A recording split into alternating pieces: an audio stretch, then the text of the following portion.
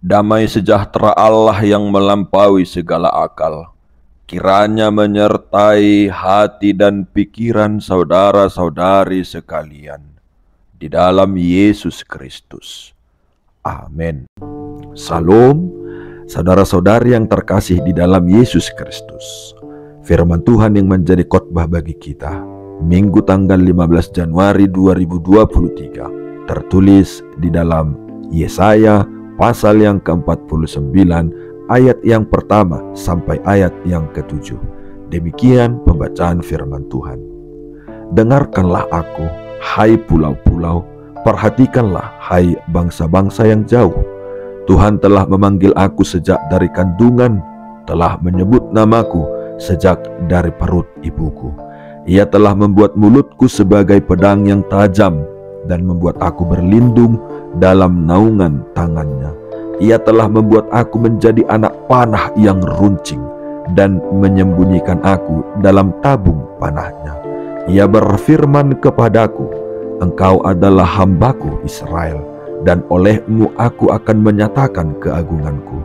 Tetapi aku berkata, aku telah bersusah-susah dengan percuma, dan telah menghabiskan kekuatanku dengan sia-sia dan tak berguna. Namun hakku terjamin pada Tuhan dan upahku pada Allahku. Maka sekarang firman Tuhan yang membentuk aku sejak dari kandungan untuk menjadi hambanya, untuk mengembalikan Yakub kepadanya, dan supaya Israel dikumpulkan kepadanya, maka aku dipermuliakan di mata Tuhan, dan Allahku menjadi kekuatanku. Firman-Nya, terlalu sedikit bagimu hanya untuk menjadi hambaku, untuk menegakkan suku-suku Yakub, dan untuk mengembalikan orang-orang Israel yang masih terpelihara. Tetapi aku akan membuat engkau menjadi terang bagi bangsa-bangsa, supaya keselamatan yang daripadaku sampai ke ujung bumi. Beginilah firman Tuhan, penebus Israel, Allahnya yang Maha Kudus, kepada Dia yang dihinakan orang, kepada Dia yang dijijikkan bangsa-bangsa, kepada hamba penguasa-penguasa. Raja-raja akan melihat perbuatanku, lalu bangkit memberi hormat, dan pembesar-pembesar akan sujud menyembah, oleh karena Tuhan yang setia, oleh karena yang Maha Kudus, Allah Israel yang memilih engkau. Amin. Demikian firman Tuhan. Saudara yang terkasih di dalam Yesus, pada suatu ketika ada seorang yang bertanya kepada Ibu Teresa. Katanya, ibu telah melayani kaum miskin di Kolkata, India. Tetapi tahukah ibu bahwa masih ada jauh lebih banyak lagi orang miskin yang terabaikan? Apakah ibu tidak merasa gagal? Ibu Teresa menjawab, anakku, aku tidak dipanggil untuk berhasil, tetapi aku dipanggil untuk setia terhadap komitmen pengutusan. Ibu Teresa menjelaskan, katanya, setiap pelayan Tuhan dimanapun dan dalam peran apapun tidak dipanggil untuk berhasil. Sebab jika panggilannya adalah keberhasilan, ia akan sangat riskan untuk jatuh dalam kesombongan. Hendaknya disadari bahwa pelayan Tuhan dipanggil untuk senantiasa tetap setia serta memiliki komitmen yang teruji, yang terpercaya, dan yang bermanfaat bagi dunia. Seorang hamba Tuhan dalam melakukan tugas pelayanannya haruslah dengan penuh komitmen dan tanggung jawab, bukan menurut kemauannya sendiri. Kita hidup di dunia ini mungkin masih menemui banyak manusia yang belum mengenal Kristus, tetapi sementara jangkauan pelayanan kita masih terbatas dalam daya dan dana. Atau mungkin saja kita ingin menyuarakan suara Tuhan, namun kita tidak memiliki alat pengeras suara. Atau kita masih menemukan bahwa di banyak tempat suku dan bangsa-bangsa masih hidup dalam kegelapan. Gelap mengenal huruf, gelap gulita terhadap kemajuan, masih gelap melihat keadilan dan kebenaran, masih diselimuti kegelapan oleh karena cuaca, polusi, dan kemarau panjang, serta bencana alam. Kenyataan dan keberadaan seperti itu pula yang sedang dialami oleh bangsa Israel. Mereka hidup di bawah kendali penguasa Babel, ditawan dan tidak merdeka untuk beribadah kepada Tuhan. Hidup kemasyarakatan mereka terbelenggu oleh pengaruh dan kuasa asing. Namun, dalam situasi kegalauan jiwa bangsa Israel tersebut, Allah mengumandangkan sebuah pengharapan baru bahwa Allah segera akan mengirimkan cahaya terang melalui dan di dalam kehadiran Sang Mesias. Inilah suara nabiah Tuhan yang disampaikan oleh Yesaya agar mereka siap sedia dan mulai membangun komitmen untuk menjadi terang tidak hanya kepada bangsanya tetapi juga bagi bangsa-bangsa lain. Saudara yang terkasih di dalam Yesus, khotbah ini menceritakan tentang panggilan dan penugasan hidup bangsa Israel sebagai hamba Allah yang saat itu sedang mengalami penderitaan karena penjajahan dan pembuangan ke Babel. Israel memikirkan dan menyadari tentang bagaimana mereka agar bisa menjadi bangsa yang utuh kembali ketika mereka berada di Palestina.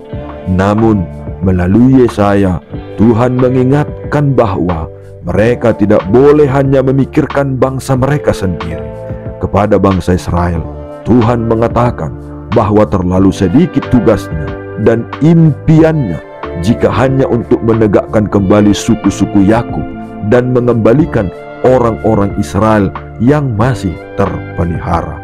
Perlu mereka ketahui bahwa panggilan semula agar mereka menjadi saluran berkat. Allah menginginkan supaya mereka yang sudah dipersiapkan untuk tugas yang lebih besar. Allah juga tidak menginginkan mereka menjadi bangsa yang eksklusif, tetapi Allah berkeinginan supaya mereka menjadi terang bagi bangsa-bangsa lain. Tujuannya supaya semakin banyak orang yang merasakan keselamatan yang dari Tuhan. Saudara terkasih di dalam Yesus, Tuhan memanggil setiap hamba-Nya secara khusus di Perjanjian Lama dengan pola tertentu, di mana panggilan tersebut mempunyai dua dimensi tujuan. Dimensi pertama terkait dengan karakter dan kehidupan pribadi yang dipanggil.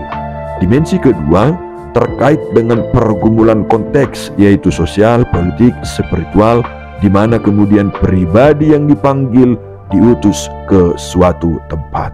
Maka penting bagi setiap pribadi yang dipanggil untuk mengetahui dan melaksanakan tugasnya sebagai hamba Tuhan.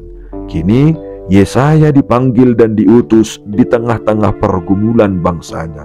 Mengapa? Karena secara spiritual Israel adalah umat yang tidak lagi setia kepada Tuhan.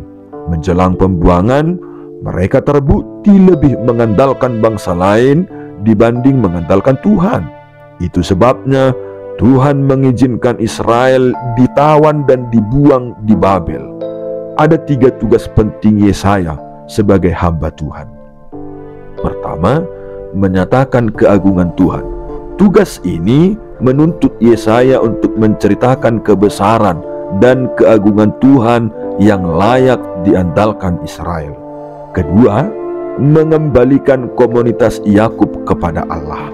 Artinya, melalui Yesaya, Israel dipanggil untuk lebih mengutamakan Tuhan, sehingga pembaruan rohani akan berdampak pada tegaknya kembali suku-suku Yakub yang terserak dan terpecah akibat pembuangan di Babel. Ketiga, panggilan supaya menjadi terang bagi bangsa-bangsa. Ketika Israel dipulihkan, bangsa-bangsa lain akan terheran-heran dan turut mengakui kedaulatan Tuhan yang disembah Israel. Dengan demikian, Israel dapat berperan kembali menjadi berkat bagi bangsa-bangsa lain. Saudara terkasih di dalam Yesus, di tengah pergumulan hidup, Tuhan memanggil kita untuk menjadi terang bagi bangsa-bangsa. Oleh karena itu, janganlah kita mengabaikan peran, tugas, dan tanggung jawab supaya memberi sinar terang yang bercahaya bagi dunia yang sedang dilanda kegelapan mata rohani manusia. Justru dalam kenyataan menghadapi ragam pergumulan, cobaan, dan kesulitan, di sanalah kita dipanggil supaya menjadi terang bagi dunia. Upaya penyelamatan selalu dilakukan ketika muncul musibah. Tim penyelamat misalnya segera bekerja mencari dan menemukan korban akibat gempa misalnya, atau tenggelamnya kapal motor. Saat peristiwa kebakaran hutan dan lahan di Riau, di Sumatera Selatan, di Jambi, di Kalimantan Barat, di Kalimantan Barat, di Kalimantan Tengah, dan di Kalimantan Selatan pada Februari sampai September tahun 2019 lampau, berbagai upaya penyelamatan dilakukan pemerintah pusat, pemerintah daerah, aparat TNI dan Polri, dan relawan agar warga masyarakat selamat dan dapat beraktivitas kembali dengan normal. Keselamatan hidup manusia merupakan tujuan kedatangan hamba Tuhan. Keselamatan yang tidak sebatas bangsa Israel, tetapi juga bagi bangsa-bangsa lain. Hamba Tuhan memiliki tugas untuk menyampaikan kebenaran firman Tuhan bagi banyak orang. Hamba Tuhan bekerja untuk tugas besar yang sudah dirancang bagi masa depan manusia. Dia tidak menggunakan senjata kekerasan, tetapi dia menggunakan firman Tuhan sebagai pedang yang tajam. Karya keselamatan Tuhan menjadi terbuka bagi bangsa-bangsa lain, sebab kegagalan bangsa Israel menjadi berkat bagi bangsa lain. Hamba Tuhan diutus menjadi terang bagi semua orang yang tinggal di berbagai tempat, baik di kota-kota besar, pesisir, maupun desa-desa terpencil. Yesus adalah hamba Tuhan yang dimaksud oleh Yesaya.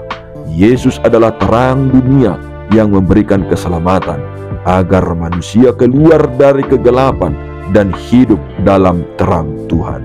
Pengajaran dan pengorbanan Yesus merupakan realisasi dari kasih Allah yang mencari dan menyelamatkan manusia berdosa. Kita bersyukur atas karya keselamatan yang sudah Yesus berikan. Adalah tugas kita menjadi terang bagi lingkungan sekitar dan dalam persekutuan kita. Terang yang memimpin kita untuk berbuat benar dan menjadi berkat bagi banyak orang tanpa terkecuali. Menjadi terang juga berarti kita bertanggung jawab atas kegelapan-kegelapan yang ada di sekitar kita. Menjadi terang seperti orang buta yang membawa sebuah obor yang menyala ketika berjalan dalam kegelapan. Sudah pasti bagi si buta obor itu sepintas tidak ada gunanya, tapi bagi orang lain sangat berguna, sehingga orang lain tidak akan menabrak si buta. Terus terang dan terus terang dan terus terang dan terang terus dan terang terus dan teranglah terus. Amin.